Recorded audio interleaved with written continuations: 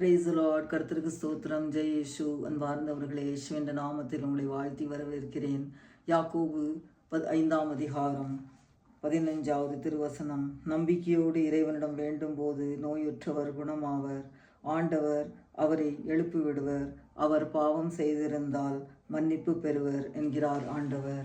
நமது ஆண்டவர் இரக்கம் உள்ளவர், அன்பு உள்ளவர், நம்மை படைத்தவர், ஆல்பா உமேகாவுமானவர்.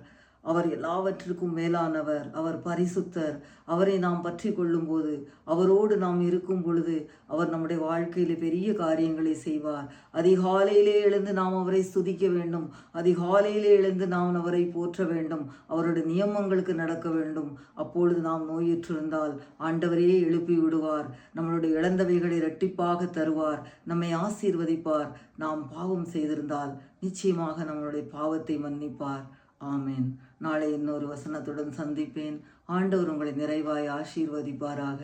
இந்த சேனலை லைக், ஷேர், சப்ஸ்கிரைப் பண்ணுங்க.